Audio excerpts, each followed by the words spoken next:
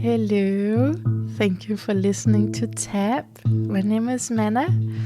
I'm so happy you are tuning in, and I think that if you're staying to the end of this episode, you are gonna be fulfilled, and you're probably also gonna be the only one left. But I'm there, I'm here, so thank you for coming along. It's gonna be a great one. I feel that it's gonna be a really great one because I had a lot of, I don't want to call it fun, I was just gonna say I had a lot of fun reading the book, but I had a lot of acknowledgements, epiphanies reading this book for sure. So we're gonna get into today's book called The Body Bears the Burden by Robert Scaer.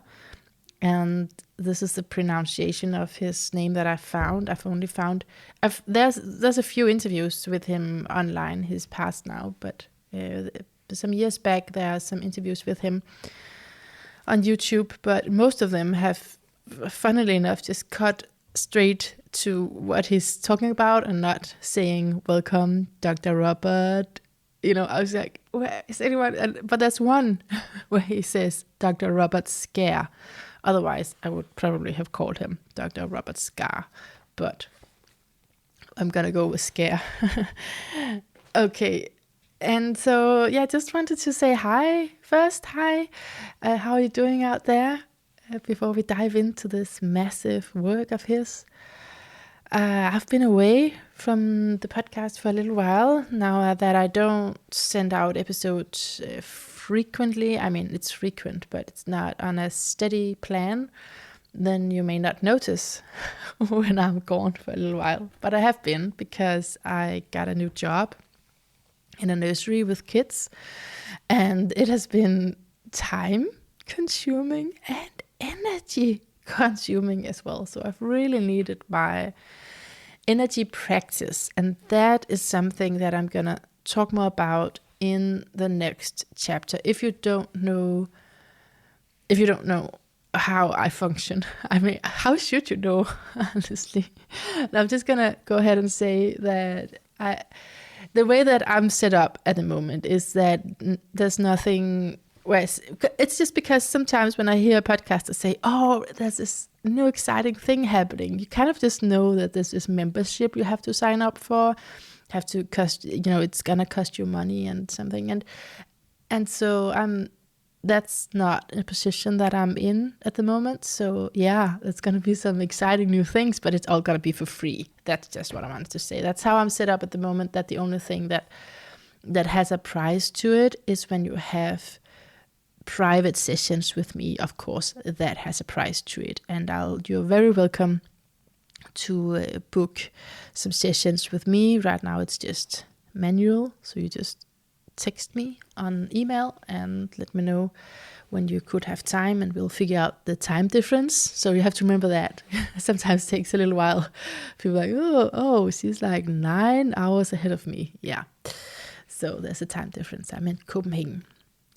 But other than that, I do have a lot of free material, and this podcast is sort of, that's the primary platform at the moment. But what I'm alluding to, that I'm going to speak more about next time, is some YouTube materials as well. I'm not going to say anything more because I need to set up for it, probably. So. But it is going to be interesting for sure. But I'm going to do an in-depth monologue on that. And today is not that day. Today is the day of The Body Bears the Burden. I mean, it's not so great that it bears the burden, but also it is kind of great to find out that is what's happening. And that is what Dr. Robert Scaer has achieved in his life. It is really huge. He's, of course, building on top of a lot of research, and that's all over in his book. There's so much research, and but he's really been, accomplished in contributing to that. Okay, so I just have a short introduction here. I just want to say that when I walk through books like this with you, it's not necessarily the most updated knowledge on the topic. It could be. I don't know. Sometimes I know, sometimes I don't. I don't know now with this one. Because my interest and my curiosity lies with this book itself. In that year, what did the author possess? What did he publish? What is in that book? It's this fascination, I guess, with books, and this feeling of looking at a cover and it's really mysterious what's in it, because it had so much effect on, I was going to say effect on the time, but even if a book don't have that much effect on the time, it was still affected by the time. So it's so interesting to me with books, and in particular maybe posthumous works. So Dr. Robert Scaer, I think I'm just gonna switch to call him Robert. That's easier for my tongue. So Robert, he died. He passed in 2021, so it's not that long ago. The book that the title is, like I said, The Body Bears the Burden, and then it also has Trauma, Dissociation and Disease as the second title. And it was published in 2001 the first time, so it's not as old as other materials that I've went through. In the beginning, when I did these, I referred to many different works, many different books. Not many, but a few. And it's been a relief, in a way, to just say I'm going to focus on this one book. Anyway, that's just because I was reminded of some older texts that I dove into, and I love doing that. So it's really not, it's sort of just what comes to me by inspiration. And it has been on the list for a while, this one, because it's on many trauma schools, therapy schools, pensum, curriculum.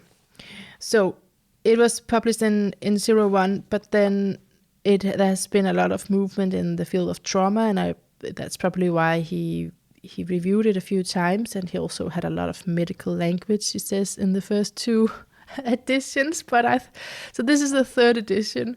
I'm laughing because I think this is also filled with medical stuff, but I guess it was more severe in the first two editions.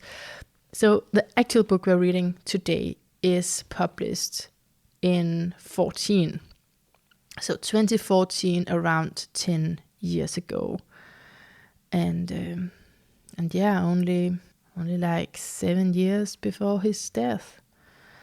So now I just want to introduce him before we go into the book, actually. So Dr. Robert Scaer was a neurologist who worked with rehabilitation, and he studied the concept of whiplash in particular for over 20 years, until he reached the conclusions that he is going to share in this book, that he shared in this book that we are going to read together. And I think the conclusions are accepted today, but it certainly was not at the time. At the time, you couldn't think of the roots of physical symptoms as the experience of trauma, which is what he presents. And he also presents that psychology and neurology, it functions as a continuum. A little about his astrology. He was a Pisces. I know. But I think looking at his chart, my favorite signature for understanding his contribution, his South Node is in Gemini, and that's all about the knowledge and the research and the understanding, right?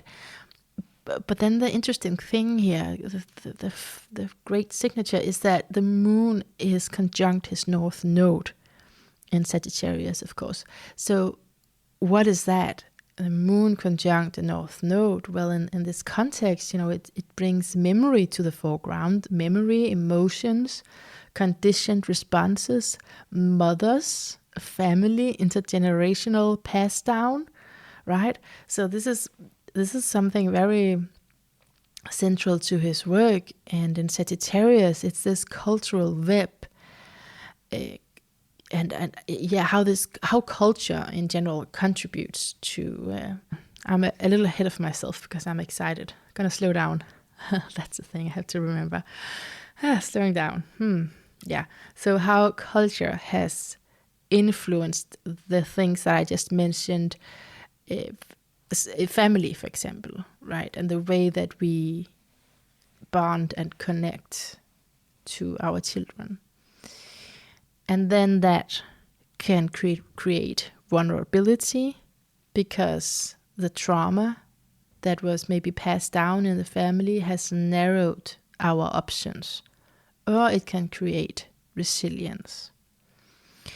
So the moon is, of course, it has so many meanings, but it is interesting that he does speak a lot about memories and this whole bonding process. And so let's, I think, get into it, shouldn't we?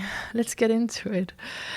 I think he certainly achieved his life purpose, if we say that the North Node is about life purpose.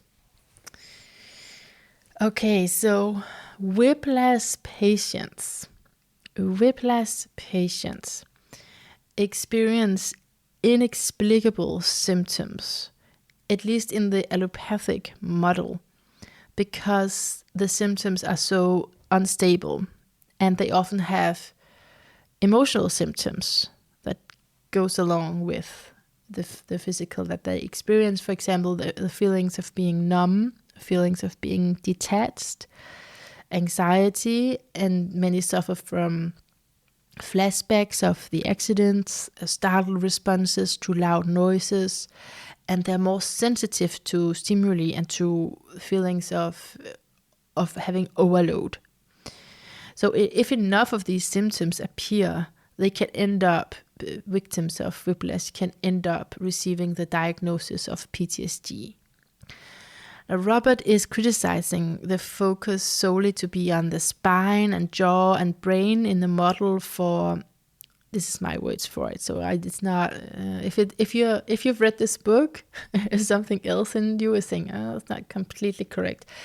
This is my words for it, because there's definitely a lot of technical jargon that I don't understand. So, but in my view of it, we can say that in general, he's criticizing this more physical focus in a model for whiplash based in injury, because his view is that whiplash is a traumatic experience that represents a threat to the very survival of the individual. It represents a physiological rewiring within the neurons and their connections in the brain, more than an injury in the body. Because Robert has seen how life experiences produces structural changes in the brain and its function. Now, with whiplash syndrome, the negative neuroplasticity or plasticity within the brain is not caused by physical damage to the body or to the brain itself.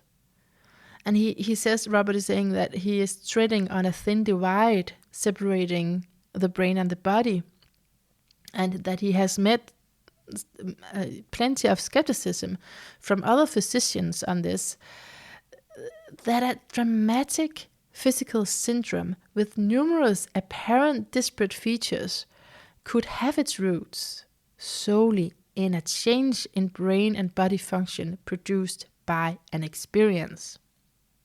Okay, so that, because that is what he's saying, that this negative neuroplasticity within the brain, it comes from actually an experience.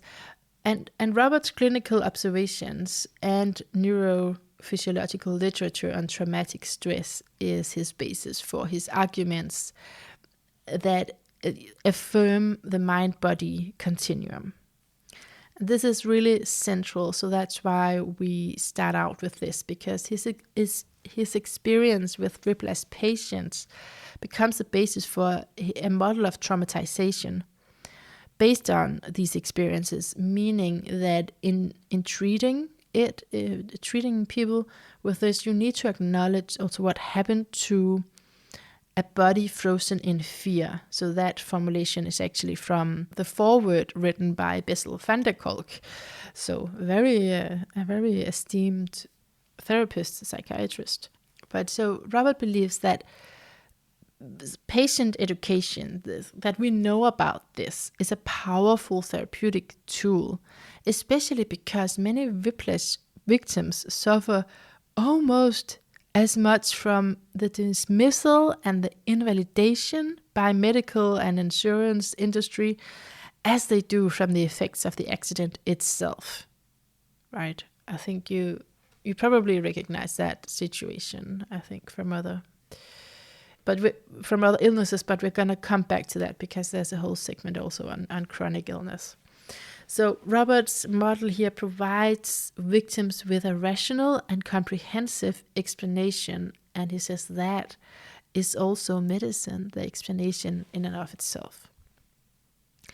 So a little on the role of boundaries. So the DSM-5 defines trauma as the person experienced, witnessed, or was confronted with an event or events that involved actual or threatened death or serious injury, or a threat to the physical integrity of self or others.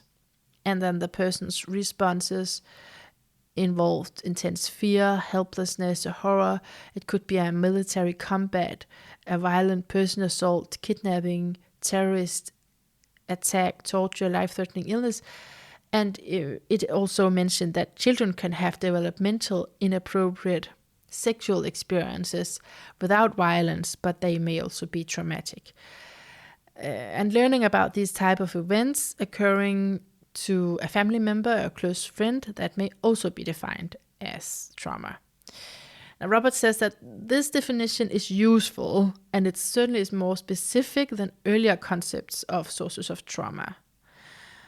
But the accepted criteria for trauma in the DSM-5 still does not approach the basic premise that in all cases, a traumatic experience in its intrinsic sense is one that represents a threat to the very survival of the individual.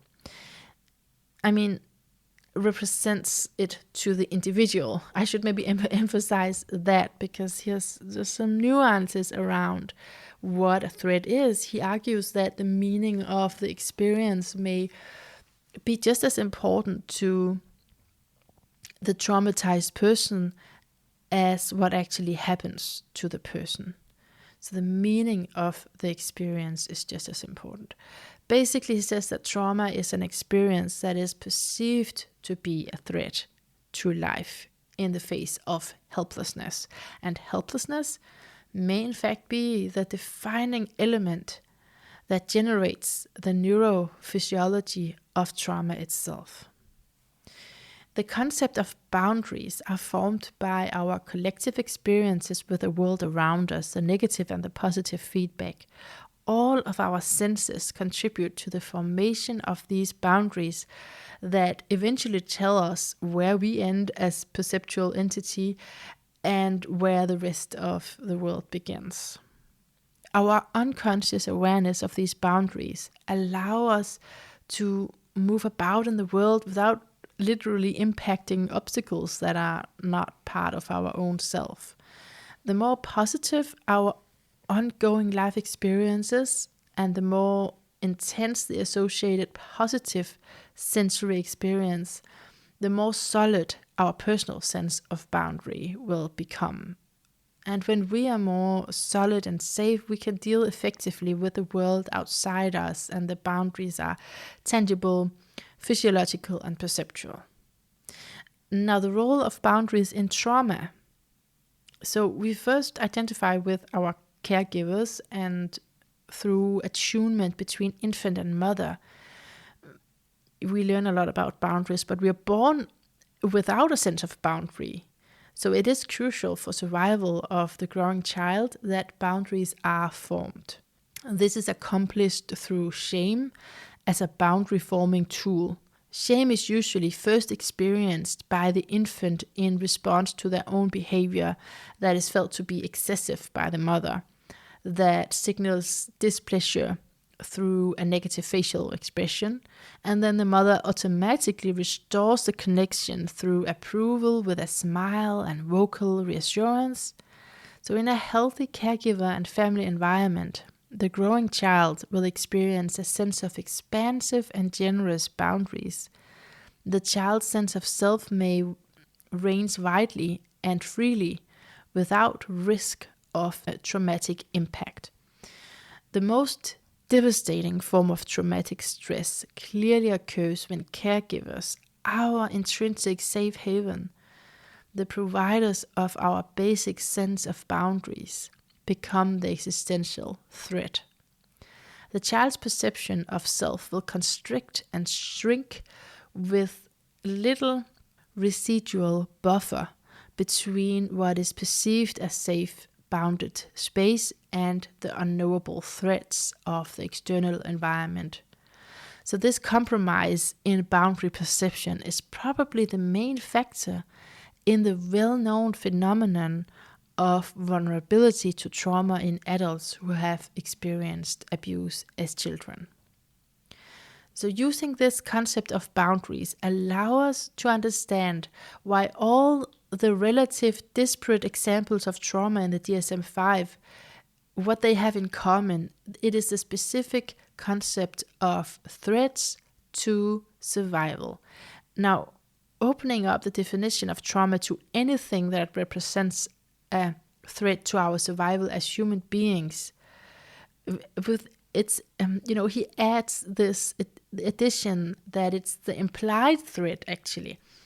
It's the implied threat, and it's based on its meaning to the individual rather than some objective truth. So the meaning to the individual is based on our prior traumatic experiences.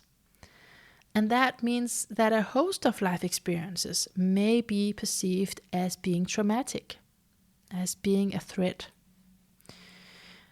Robert also proposes that regions of one's boundary may be altered by the experience of the traumatic event. So that the boundary area will then be more vulnerable to negative stimuli from the environment, more sensitive to what is perceived to be a threat. So it's important, so I'll just repeat myself here because I'm not sure if I said it clear enough, but repetition, that goes well with the spirit of this book. There's a few repetitions.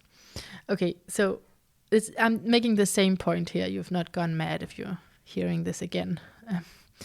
DSM-5 is defining trauma as anything that represents a threat to our survival as a human being. But then Robert adds shades, nuances to that threat, and saying that it should be more based on its meaning to the individual, based on the individual's prior traumatic experiences, rather than how severe the traumatic experience in itself could be made out to be. His boundary model then explains why even lesser degrees of trauma inflicted by another person may be a mortal threat if that person represents a vital resource in the formation of our safe sense of self. When it comes from close caregivers, we are left without adequate boundary perception throughout the lifespan if boundaries have not been developed in childhood. And he also says that a boundary, just to give an example here, that a boundary rupture could also be in the situation with a life-threatening illness where the safe haven of the body is then ruptured and has to be redefined. Okay, and then chapter 2 is about trauma instinct and the brain, fight, flight, and freeze response. The adaptation syndrome is introduced by Hans Selye. I'm not sure about his pronunciation of his last word. in his classic in 1936, the adaptation syndrome is the response to prolonged stress, characterized by three phases: alarm, resistance, and exhaustion.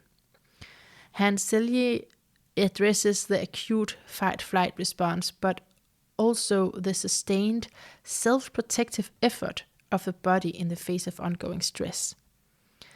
The brain's pathways for acute response to a threat are located in the right half of the brain, for example, the orienting response, a physical act of side-to-side head movement that brings all the sensory organs of the head and neck into play. He goes on to explain how the sensory input is transmitted to the brainstem, and to shorten the explanation here, it ends up in the amygdala, where it is evaluated for its emotional content. It affects memory and then behavior. The immediate effect of the arousal neurotransmitters include increased alertness and focus, immediate enhancement of short-term memory, dilated pupils, increased to prepare the organism of survival in the face of threat. Or it can be activated by excitement, pre-game jitters, stage fright, sexual arousal, and the thrill of the roller coaster ride all reflect the physical sensations associated with arousal in the face of threat. What separates such anticipatory excitement from fight-flight is the meaning of the event to the participant. Okay. So in animals and humans, we cycle in and out of the varying stages of arousal many times a day in response to thousands of widely varying stimuli. And we can make this analogy that especially Peter Levine has done, and he's famous for it, and also Robert is using him greatly in his book. We can make this analogy between animals and humans. For example, the predator may be triggered by the instinctual response to the movement of the prey rather than by hunger. Okay, did you get that? Because I said it a little quickly. The predator in the wild, I'm imagining, okay, the predator, okay. And you think that he's going to hunt because he's hungry. But actually, his instinctual response can be triggered by the movement of the prey rather than by hunger. Okay, so that's why we have the freeze response, which in humans is a state of dissociation. Animals who have experienced inescapable shock with freezing sufficiently in the past will continue to exhibit passive immobility. They seem to have lost the ability to problem solve and learn, not to mention fight or flee, having faced shock in the past without the means of escape. Different researchers have drawn parallels between animal defensive traits that are triggered by severe life threats, such as freezing, and the characteristics of dissociative states in humans. In the state of freeze, the focused and alarmed mind becomes numb and dissociated, at least in part due to high levels of endorphins. But hey, this is what I thought when I read that. I was like, endorphins, isn't that the pleasure? But yeah, and Robert I heard him say it, I think, in an interview, that then, the numbing can actually also feel good. So I think that's the connection. Anyway, so you become numb, and then we can expect, he says, that memory access and storage of memory that is impaired, and we can expect that you experience amnesia, at least to some part of the events occurring during the freeze. And now the subsequent events are of critical importance to his book. At some point, the animal will arise and begin to tremble. Peter Levine calls it the freeze discharge, that unconscious attempt to complete the act of survival, as if the last protective motor or muscular activity is locked in the unconscious procedural memory and needs to be released. Okay, let's break it down. Okay, so Robert here and Peter Levine also operate with two distinguishable and separate memory systems. Declarative, or you can call it explicit, memory is concerned with verbal and semantic memory for facts, events, and information. It's about knowing that. It's conscious, it's intentional, we use it when we learn and understand. It involves the hippocampus, and if your hippocampus is damaged, then you're not able to store new conscious information. And you will also have exaggerated responsiveness to environmental stimuli. Okay. The other memory system is the non-declarative or implicit memory. As I understand it, it is an umbrella term where procedural memory, that he mentions a lot in this book, it's within that umbrella. The non-declarative is responsible for storing acquired skills, conditioned responses, and emotional associations. It is the knowing how. Okay, so knowing that and knowing how. It's unconscious, and it governs much of that part of daily activity that is automatic and instinctual, based on experience and training. Procedural memory covers skills and habits and also conditioned sensory motor responses. Now, false procedural memory is the core of all that ails us in trauma and PTSD. All the motor skills that we learn and never forget are stored in procedural memory, like we learn to walk or run, gain athletic skills, or dance, or play a musical instrument through this process. So procedural memory are readily acquired without intention, and it's retained forever without awareness, especially if they are linked to an emotional event as well. They're acquired and stored without the necessary involvement of conscious memory. We're going to have to try to remember that explanation as we go along, as we continue here. And the reason why it's so important with these quite technical terms here is that these conditioned responses or memories that involve our reflexes and nervous systems, and which are unconscious, that is the survival of the organism. It's a substance of our survival skills.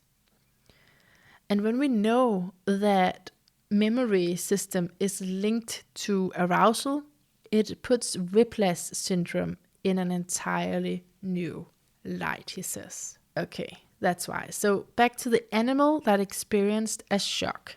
The animal has now arisen, and it will quickly regain its feet, shake itself, and then run off. Apparently none the worse for its life-threatening experience. Figuratively speaking, they seem instinctually to complete the act of escape. And Robert says that humans rarely pursue this involuntarily physical behavior of freeze discharge seen in animals. Rather, humans will frequently relate that they felt as if they were in shock. They had a sense of detachment, numbing, and confusion.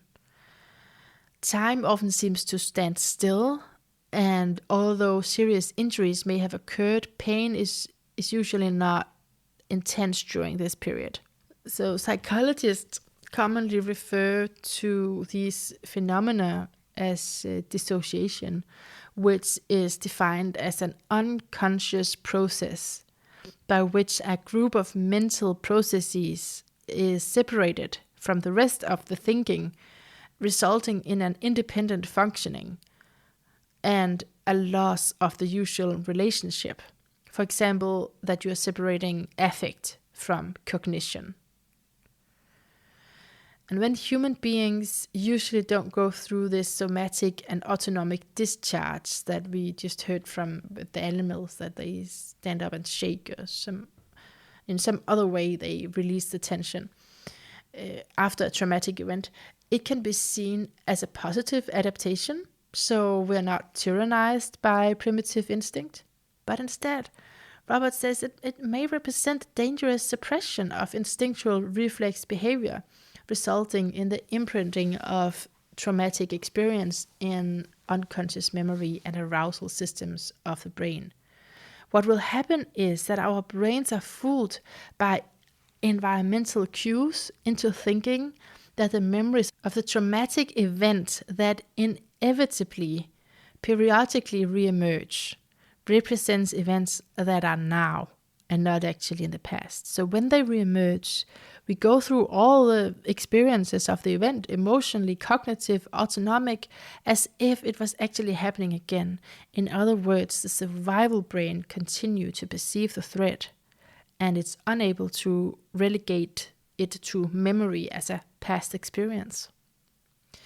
So Robert suggests many inexplainable chronic diseases which the field of allopathic medicine has been ineffective in treating have the roots in cumulative life trauma. So from this model of an aborted freeze discharge and its neurophysiological and behavioral implications, symptoms, also bodily symptoms, are explainable even with no tangible physical injury. Just like whiplash, that is primarily based on trauma and procedural memory, not primarily on physical injury. So the next 2 chapters is more on the whiplash syndrome. So I'm just gonna gather a few notes from them. So the first use of the word whiplash in medicine occurred in 1945. And this is where the dilemma was stated, where a patient was disabled and remained handicapped for longer periods than was anticipated, considering the mild characteristics of the accident. And the reported symptoms are not only the typical headache and neck pain, but also emotions like anxiety, irritability, repeated intrusive thoughts of the accident, and they can develop exaggerated startle responses. And like I know I've mentioned this before, but he's just going through it more in depth in this chapter. That they can develop exaggerated startle responses to bright lights and unpleasant voices, and it becomes intolerable. And of course, again, maybe people will have the diagnosis of PTSD. But there are also neurological complaints, dizziness, blurred vision, and rather than making a steady recovery, whiplash patients often pursue a slow, unpredictable course of recovery where pain fluctuates in proportion with emotional stress. So this prolonged recovery from myofascial pain defies the usual explanation for soft tissue injuries, and it goes through other explanations too, but concludes to discard the concept of physical and structural injury to spine, jaw, and the brain, and instead he will explore the concept of whiplash as a model of trauma with long-standing and at time permanent neurophysiological chemical changes in the brain that are experienced based rather than injury based. Again, I'm sorry for repeating, but he's keen on doing that in the book. Necessarily also skipping parts of his book, but interesting exploration of speed is one of the things that I'm skipping, and the risk of being helpless in a car. So in terms of the diagnosis of PTSD, he says that it does not take adequately into account the complex interactions of emotional and somatic experience. Even in the absence of conceivable head trauma, PTSD has been associated with a substantial cognitive deficit. Trauma has shown to interfere with declarative memory, but not non-declarative or procedural memory, which refers to the process of skill learning and conditioning. So trauma, in other words, impairs cognitive function that is basically indistinguishable from what is caused by brain injury. So that is the mix-up, I guess. Traumatic memory intrusion may also contribute to the documented deficits in attention concentration and multitask thinking in PTSD. So just jumping into the next chapter here, where he talks about character. Character tends to remain very stable throughout a life, similar to the reservoir of conditioned procedural memories related to motor and survival skills. But there are unconsciously acquired character traits through intense negative life experiences, and therefore, in therapeutic techniques, we must include the unconscious memories of extinction, quenching, desensitization, not the use of declarative memory and words alone. He mentions Walter Bradford Cannon, a pioneer physiologist of human emotions, one of America's leading physiologists and most respected scientific statesmen of the 20th century. It said when I looked him up. Robert mentions that Walter provides insight into the role that rituals play when he explored the voodoo death in what we consider primitive cultures. Rituals in indigenous cultures are used both in healing ceremonies and in protecting the tribe, this close-knit bonding, a feature necessary, the close-knit bonding is necessary in dangerous natural environments. In voodoo death, a tribal member who has violated a societal taboo is subjected to a voodoo curse by the tribal shaman. I mean, it depends on how severe it was, but it could lead to the shaman pointing a sacred bone at the person, by which the tribal member perceives that they have been cursed. And then the tribe member will retrieve to their hut and eventually sink into a coma and die. So the sudden death suggests a freeze response and reflect the state of helplessness, frozen by a profound approach avoidance conflict, both sides of which are either necessary for survival or conversely intolerable. In the tribe, this state is induced entirely by the culturally determined meaning of rituals to which the person is exposed. Voodoo death occurs based on a profound dorsal vagal parasympathetic state that basically reflects the freeze response, meaning it's a life-saving response in some cases, but reoccurring activation of this response has serious health and disease implication. And he's getting to the point about PTSD that when these reflexes, such as freeze, are no longer useful for survival, it takes a toll on your health and shortens the lifespan. So remember, I'm skipping a lot in the book, as you can hear, jumping from one thing to the next. Sort of it is in the same theme, of course.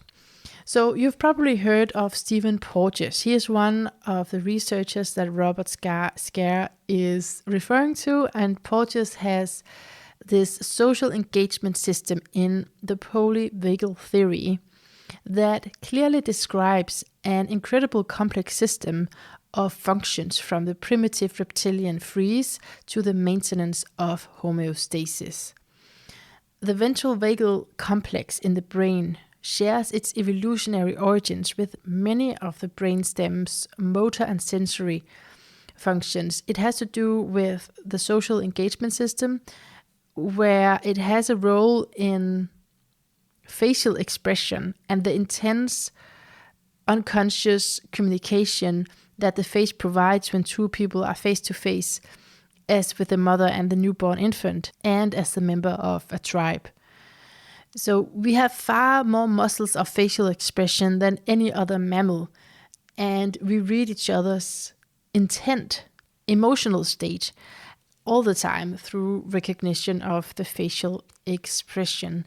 And then I have noted that I am to read something out loud from page 58.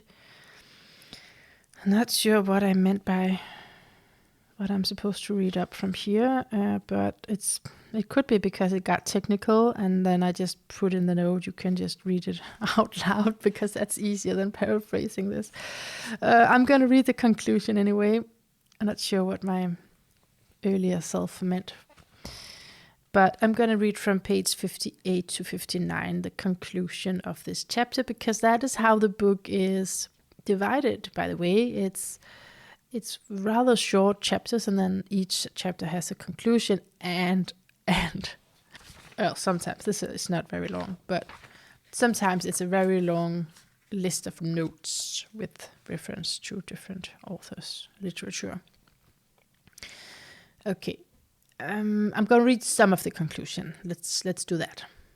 Whatever the climatic conditions that fostered the evolution and development of mammals, the need for contact and coordination of behavior between members of a herd, pride, flock, tribe, or other social grouping has been universal.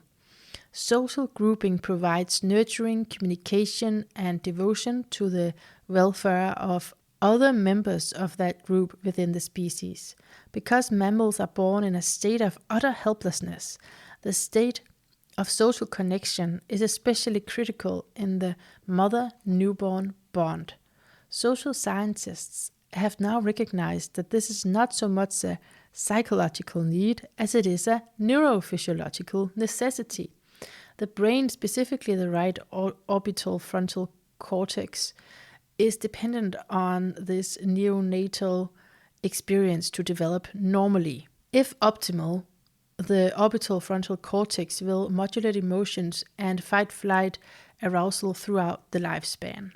We humans desperately need this optimal brain development to live a life of physical and mental stability, a state called homeostasis.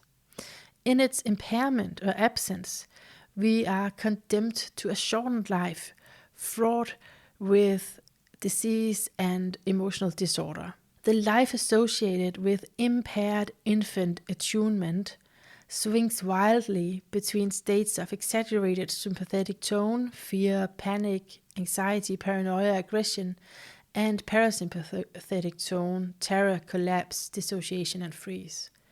Both of these extremes are productive of most of the diseases that create vulnerability to emotional disturbances and shorten lifespan. We have also developed the capacity for achieving homeostasis or autoregulation primarily through the evolution and development of mammalian ventral vagal nucleus in the reptilian brainstem. The nucleus has developed parallel to the mammalian limbic system and complements its function of regulating emotions and autonomic. I'm going to stop here because I've lost myself completely. Even this is too much. I know this is I think it's probably really just normal language, but to me I'm already lost. So skipping a little bit here, I'm sure we already got the point. Yes, let's just jumping a little bit in the conclusion. Conclusion only of chapter, where are we? 5. Okay. It will come as no surprise that most of the diagnoses of mental illness have their roots in the failure of this process, and many of the most common diseases that plague our current civilization clearly have their roots in failure of homeostasis. Heart disease, hypertension, obesity, peptic ulcers, immune disorder, and type 2 diabetes. And many of the diseases that plague but don't kill us, many called somatization disorders, are based on exaggerated autonomic cycling. I kind of paused there when I read that because I was like reminded, you know how you say this, what doesn't kill you makes you stronger, but actually what doesn't kill you probably just traumatizes you for life. Yes, let's continue. Okay, so I'm jumping to my notes for page 80 and the theme of dissociation. So dissociation is primarily a state of parasympathetic activation, one that is associated with reduced muscular and cardiovascular tone, just like avoidance and denial. It's the effect of endorphins that can explain dissociative phenomena such as numbing, confusion, and cognitive impairment. And increasing sensitization to dissociate in the face of threat may well be based on endorphin reward system.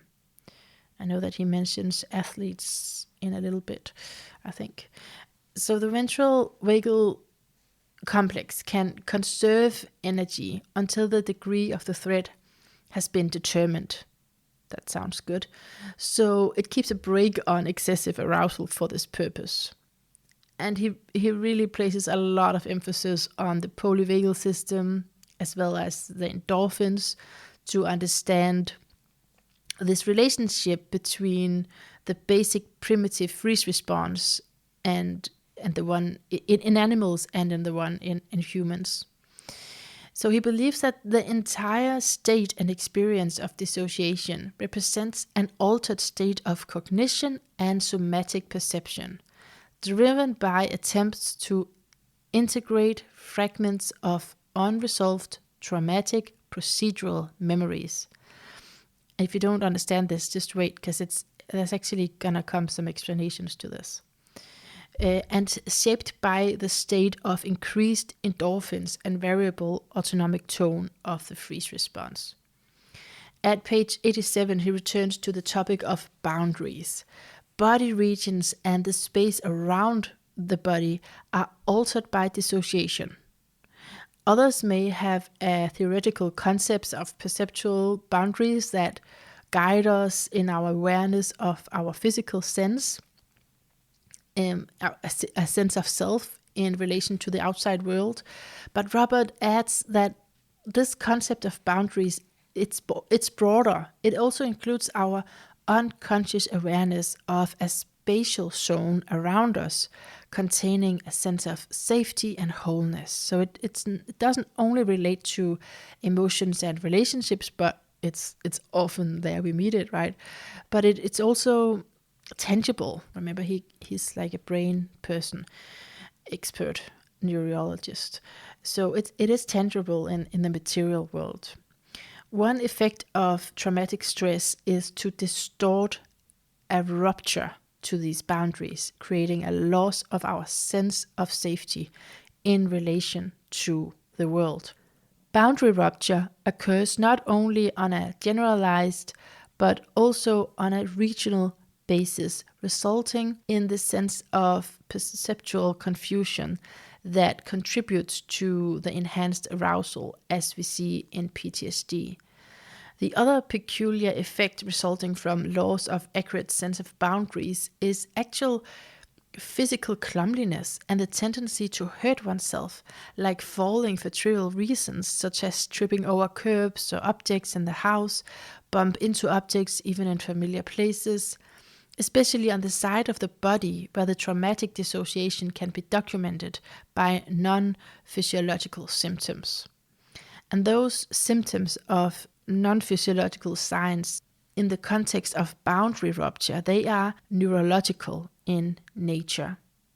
Robert says that during his career as a neurologist, he was puzzled over the contention by his teachers and peers that hysteria conversion, which is unexplained neurological deficits. He was surprised that they would say that it was a psychological phenomenon and that disability was in fact imagined.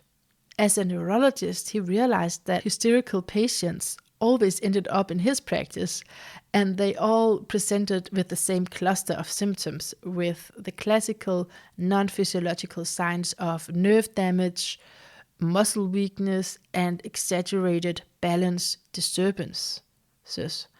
So yeah, it's physical, but it's based on developmental, psychological, social, and cultural factors rather than structural and physical pathology. And he adds that body rupture, it's also identifiable by postural changes. I know in the yoga world, we definitely talk about this in trauma-sensitive yoga, that, some of the ways that you stand reflect unconscious, that you move away from a body area that is associated with trauma.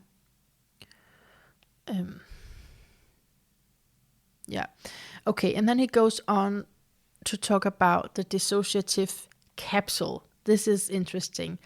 The capsule, like a time capsule, meaning the internal and external cues of old traumatic memories that continue to trigger emotions and body sensations that do not represent anything in the present moment, but rather past moments when the trauma was experienced.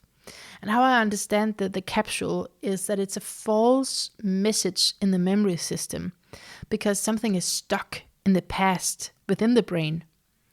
That means that the present moment is corrupted by past traumatic autobiographical memories. And so the evolving sense of self is stuck in that past moment in time. And that is in keeping with the well-known tendency for trauma victims' sense of self and developmental maturity to be relatively frozen or arrested at the time and age of the traumatic experience. Robert then suggests that this narrowing interruption and corruption of perception of the present moment by past procedural memory in traumatic stress is in fact what we define as dissociation. Robert have postulated that trauma is due to the storage in the procedural, and I may have been pronouncing it wrong all the way. Procedural. So maybe I'm not pronouncing it correctly. It could be procedural or procedural. I'm gonna go with procedural because I don't know any better. But so backing up, Robert have postulated that trauma is due to the storage in the procedural and declarative memory of all of the experiences of the traumatic event leading to fear conditioning. The storage occurs specifically in the absence of completion. Okay, so now we're coming full circle. If you remember the completion with the absence of the freeze discharge, for example, shaking in animals.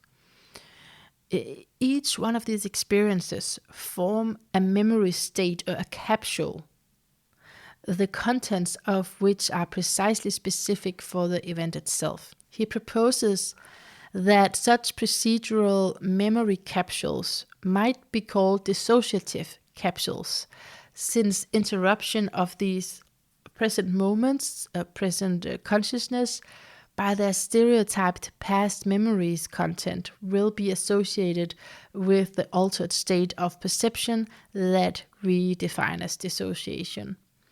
In such state of corruption of the concept of time within the present moment will render these memories as being falsely present. The varying nature of the content of the capsules would depend on the varying content of the traumatic experience, which explains the myriad manifestations that we attribute to dissociations. He then adds that poorly understood medical syndromes such as whiplash could be viewed as dissociative capsules.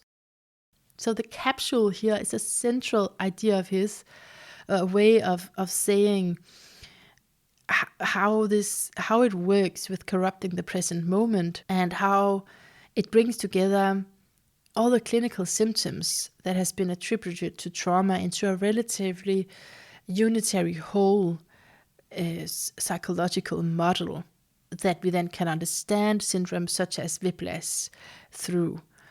The goal of therapy then, if we understand it to be that, if we understand it to be a capsule, a dissociative capsule, then the goal of therapy would be to shrink or delete the capsules. Because when you dissociate or freeze at the moment of trauma, it's perhaps the main defining event in the development of PTSD. And now I guess I've done it the whole time, but even more so just collect a few points. So it's all related to each other, but I'm just going to allow myself not maybe to follow a red thread here, but just say a few of his points before going in more specifically into a chapter.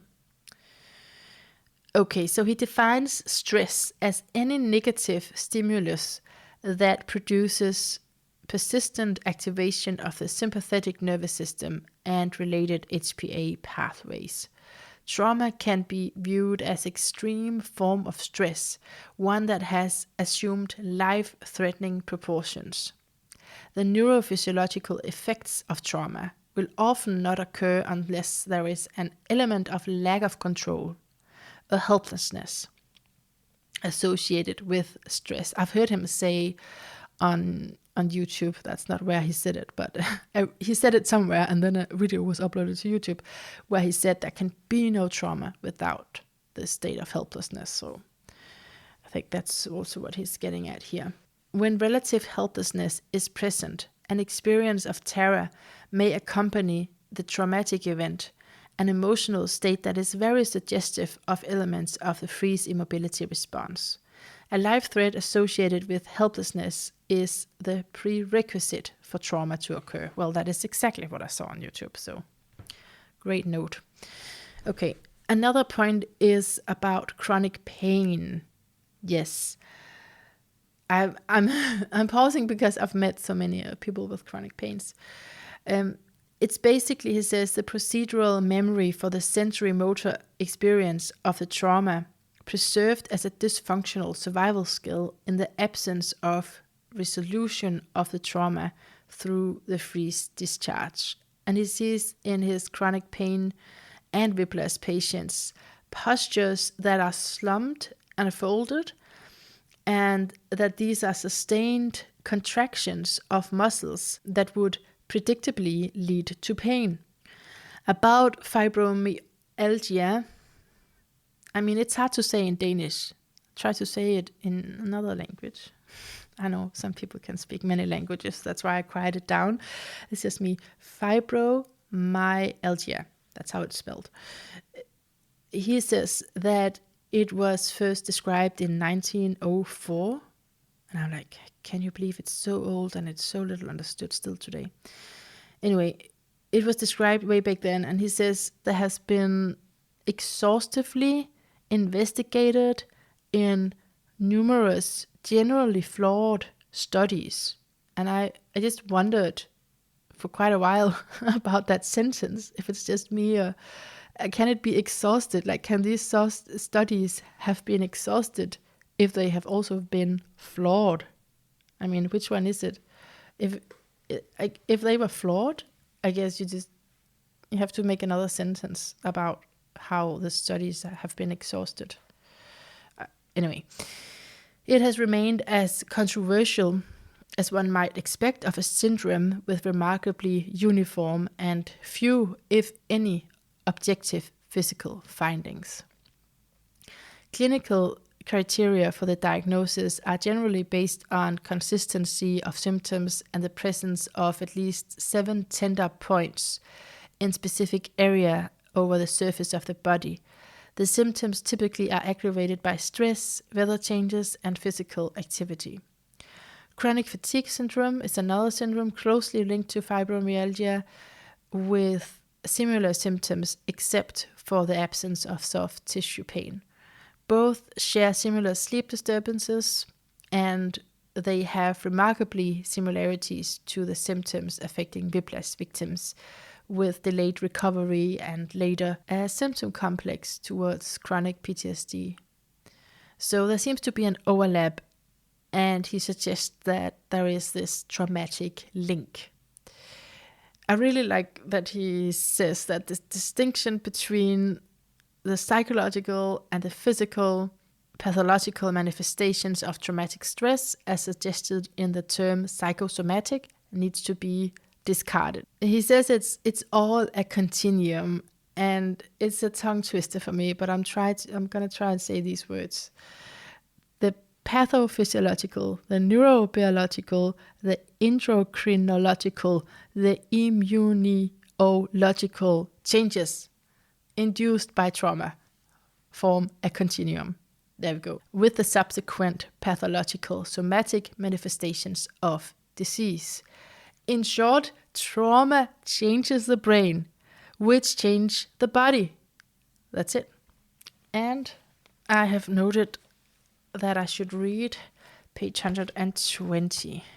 And that makes a lot of sense, because I think I was relieved to get into a place where there was less technical language, and this is really good. So I'm going to read that whole segment called The Roots of Reenactment.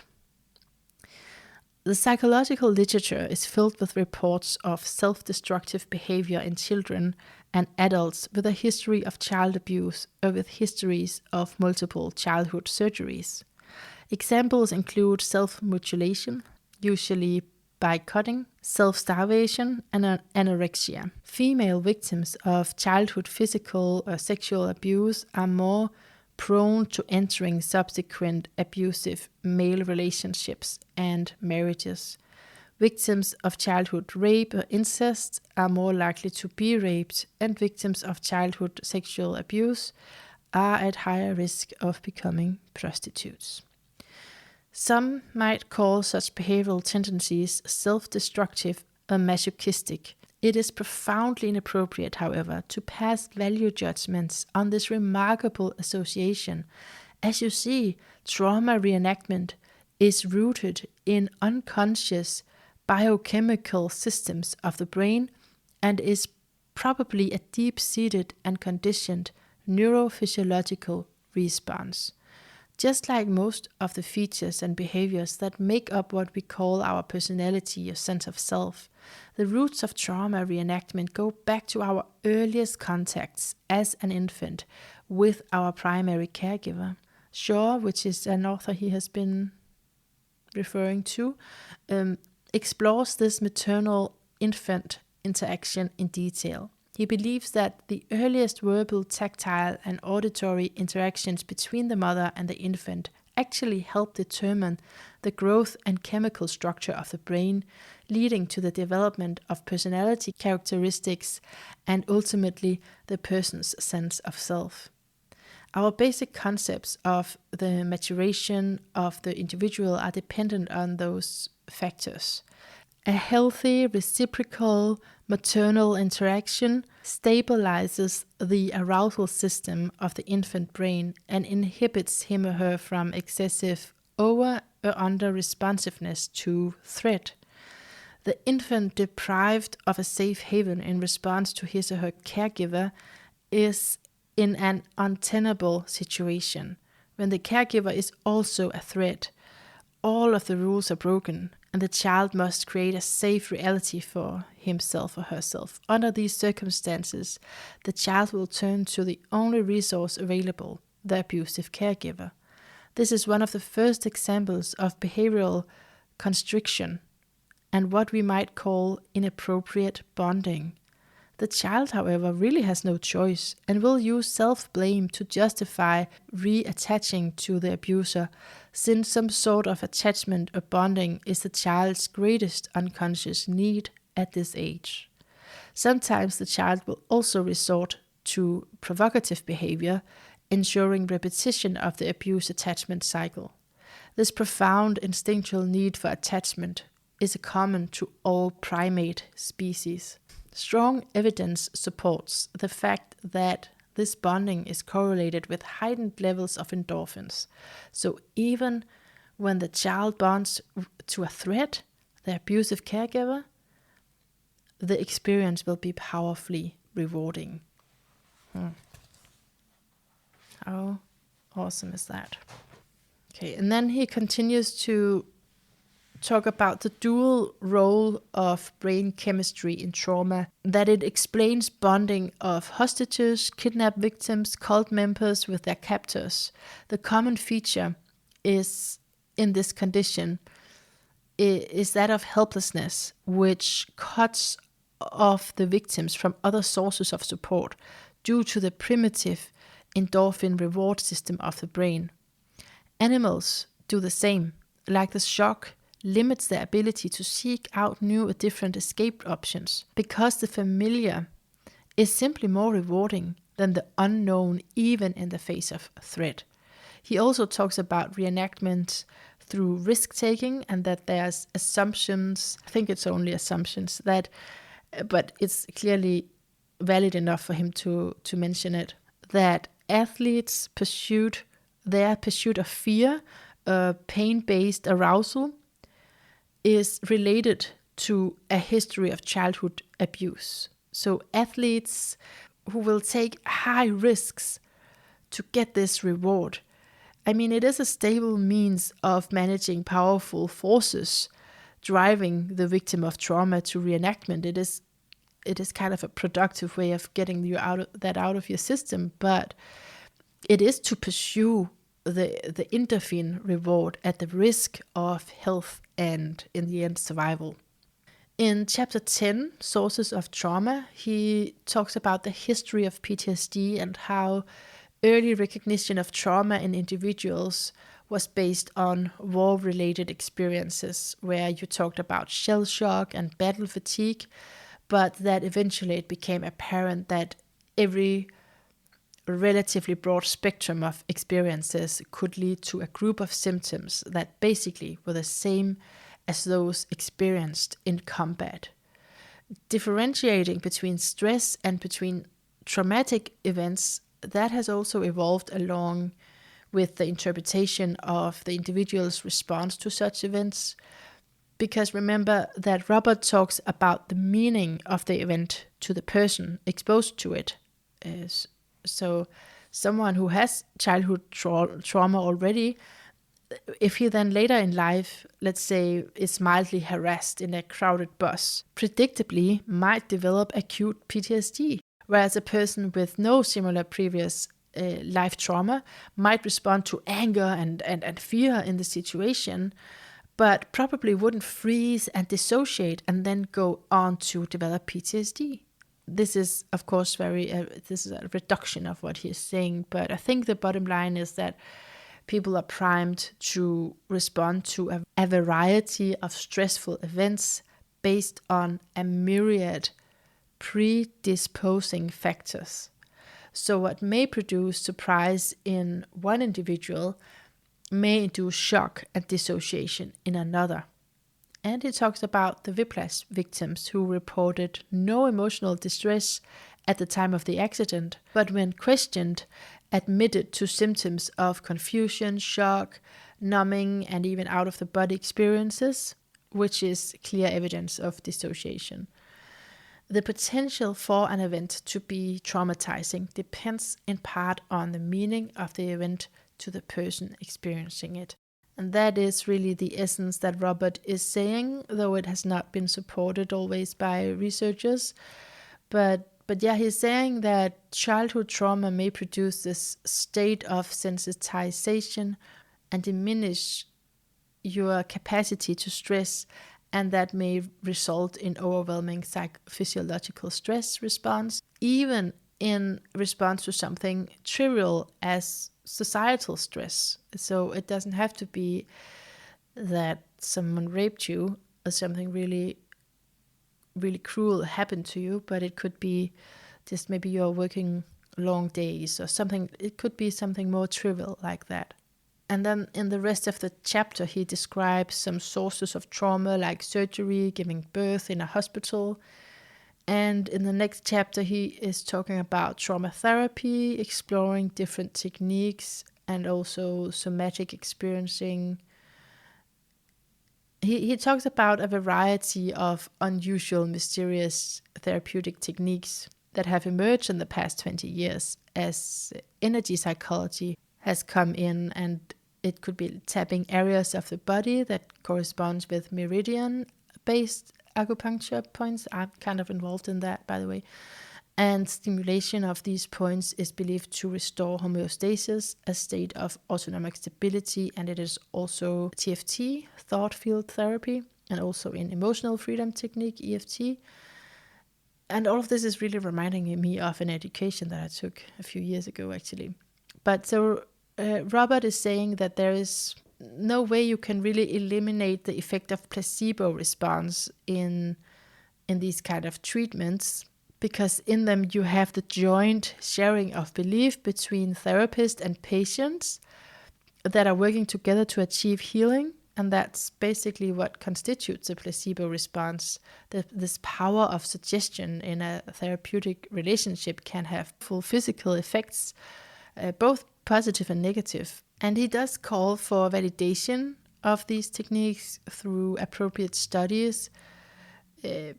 But he also says that it would be wrong to arbitrarily dismiss these techniques as being too strange, to be real, because that presumes that we know all about this brain, body, and behavior connection. He also mentions brain spotting and neurofeedback. And ultimately, the goal of all of these trauma therapies is empowerment, because empowerment removes a state of helplessness. And that is the essence to the trauma experience, and to provide a conscious cognitive structure for the meaning of the contents of this dissociative capsule, which has then been extinguished. It also deeply empowers someone to have the knowledge that it's going to maybe happen again. Occasional reoccurrence of somatic symptoms reflecting the dissociative capsule. It's actually an event from the past, and it's not, once again, part of a current threat, but to know that it can feel that way, that's also part of empowerment. And then, are you still with me, anyone? We are at the last chapter, and then we're also gonna go through his epilogue. And it goes through some other themes. It's really case histories, this last chapter.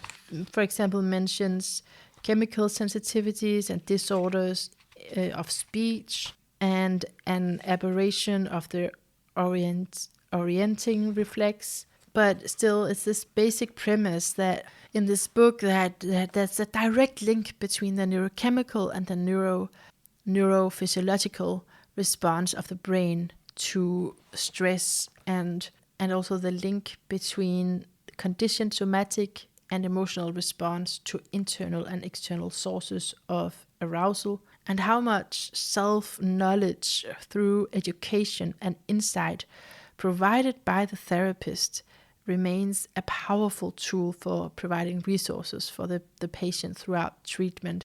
He's talking about how establishing a relationship with a therapist includes validation of the patient's physical symptoms, and that they are meaningful, measurable, not just in your head, how that lessens the ongoing stress of disbelief and devaluation by family, friends, health care providers, insurance personnel, and attorneys. And I want to add social workers, because the reason that I've met this a lot, this illness, is because I have worked as a social worker before, and so many females have this chronic disease. And so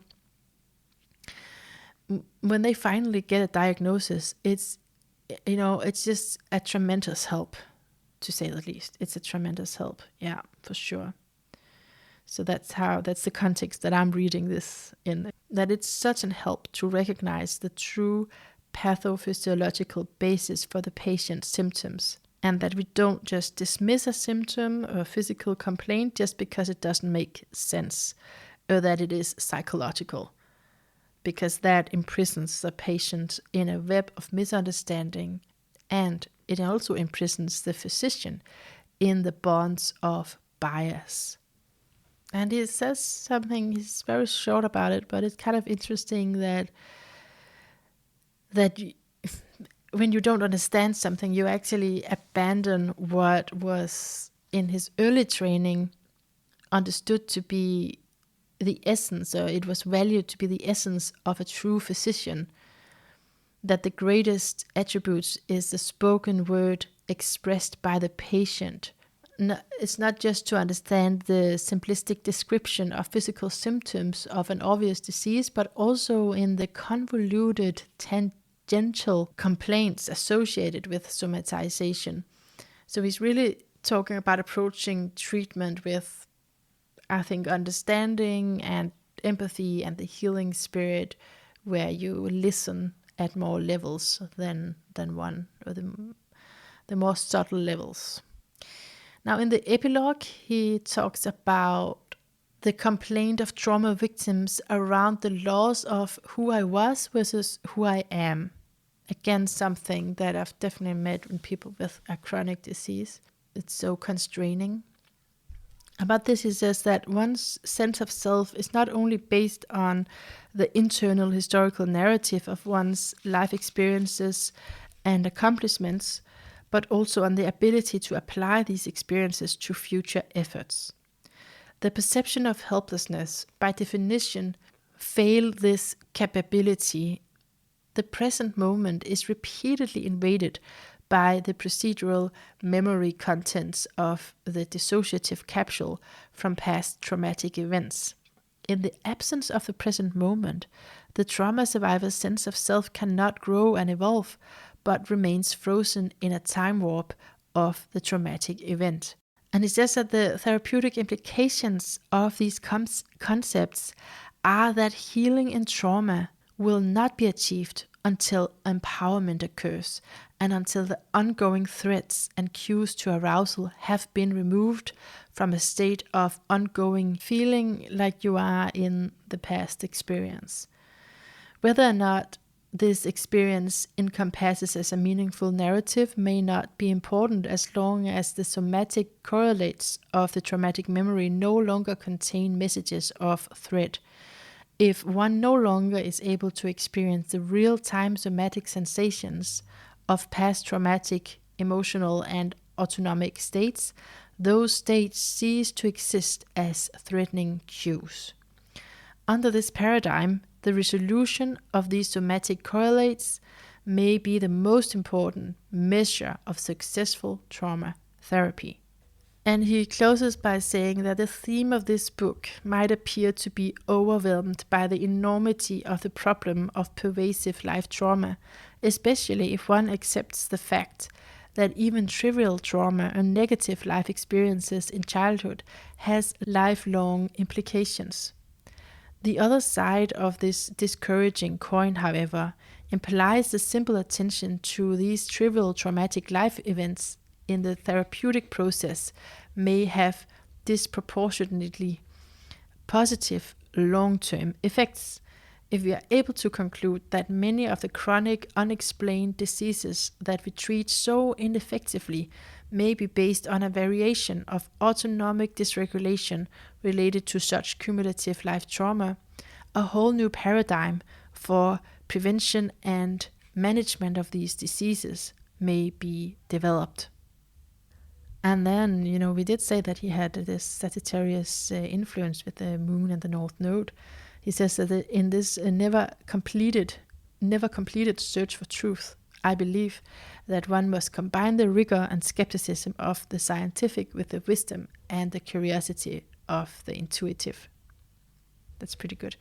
Both approaches to the truth are subject to opportunism, bias, elitism, and financial secondary gain, but the blind application of science to the healing arts, by definition, limits our observations to the parameters for measurement that we have been able to standardize based on statistical limits that may miss the subtleties of clinical pathology.